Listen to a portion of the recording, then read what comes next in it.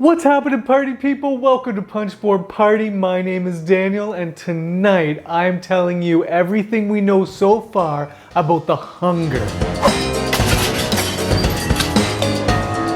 This is a new game design from Richard Garfield, coming to us from Renegade Studios. We're going to be able to get our hands on it in September of this year. It is already available for pre-order on Renegade's website, so link down below. This is not a sponsored video. I just get really excited about board games, especially when they come from such a great designer as Richard Garfield. So Richard Garfield, he usually brings us these kind of never-ending, sprawling card games like Magic the Gathering, Android Netrunner, Keyforge, where there's just too many cards to count and people just pour their lives into these games. But he also brings us some family weight to mid-weight style games that are usually fun for the whole family, really great to go around the table and have a really great time with. Key examples of this are Bunny Kingdom and King of Tokyo, and The Hunger fits into that same kind of category, kind of a family weight to medium weight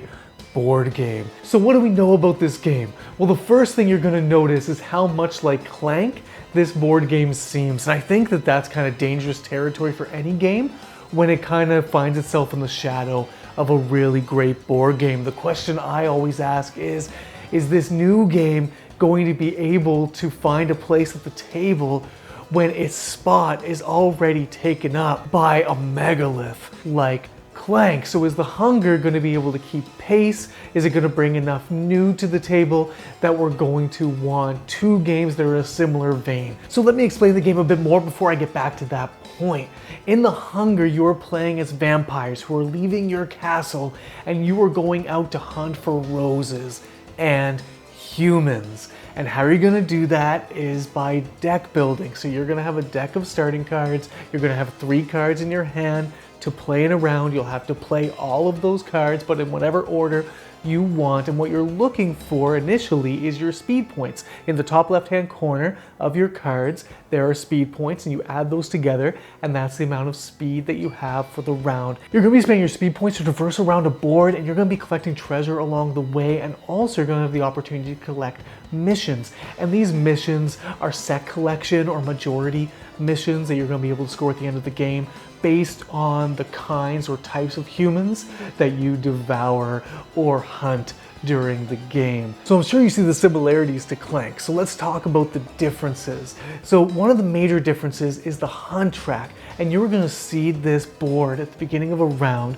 with cards. And these are going to be human cards, and there's familiars, and there's different power-up cards that are going to go on this hunt track. And as you add new cards to the track, they're going to slide down, and these cards are going to cost less speed points, because basically after you're done going around the board, you can spend any additional speed points that you have left over to hunt. So say I have 5 speed points, I spend 3 of them moving, and then I have 2 left over. So I can't get a card from the first row because that costs 3 speed points, but maybe I get a card from the second row, which costs 2 speed points. And the last row, those cards cost 1, and they actually accumulate. You don't keep sliding them down, they all kind of congregate in that last row, so you can get multiple cards there for fairly cheap. But here's another difference, is while you're collecting cards into your deck in the form of hunting, they're not always good cards to have, because the humans that you hunt often come with negative side effects. So the more you hunt,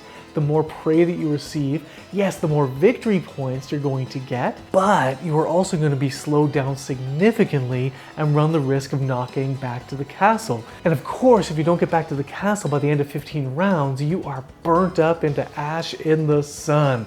Game over, no points. If you make it to the cemetery, you're going to lose 5 points, and if you make it to the castle, you're going to be able to score all of your points. One thing that I find quite interesting about this game is the way that the movement works. So when you choose to move, you have to head in one direction, and yes, you can take branching paths, but you can never backtrack on your journey. And there's an opportunity to push other vampires out of your way. So if you're going to go to a spot where another vampire is, you choose which direction you push them.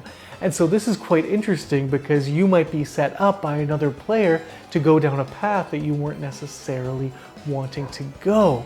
And so that kind of just mixes up the whole Clank idea of just getting deeper into the dungeon and getting back. So all things considered, there's not a whole lot new being brought to the table, but I think that the way that these mechanisms are going to work together and how they're presented is going to be worth checking out. I'm quite excited about this game, mainly because Richard Garfield has put out some really solid designs, and this guy knows how to make a game. He's probably designing games in his sleep. So there's already confidence there. And then as I look through the rulebook, I'm quite excited about just these kind of slight wrinkles. And again, this is a game that kind of fits into my wheelhouse. I really enjoy Clank, but I also enjoy just nuances and new developments in card play and how we use cards. So I don't want to come out here and say this game is going to be amazing and awesome because we don't know yet. But I would encourage you to check out the rulebook. I have a link in the description down below. And check out Renegade Game Studios and see if you want to pre-order based on what you see in the rulebook. Make up your own mind about this. I'm quite excited, you know? I'm not jumping out of my seat, but I think this is going to be really worth getting our hands on. So again, it's going to be available pretty soon. We're looking at September. So let's take a look. Thank you so much, party people, for hanging out with me tonight, for getting a glimpse at a new game. Tell me in the comments down below if you're excited or what you think about this game and how you feel about how close or similar it seems to Clank, or if you see the similarity at all. Let me know all your thoughts down in the comments down below. If you like this channel, if you like the content that I'm creating, please consider subscribing, hit the notification bell. My next video coming up, I'm going through my shelf of shame. So make sure you have your notifications on so you can catch that when it comes out in the next couple days. So until next time, party people, have the best day.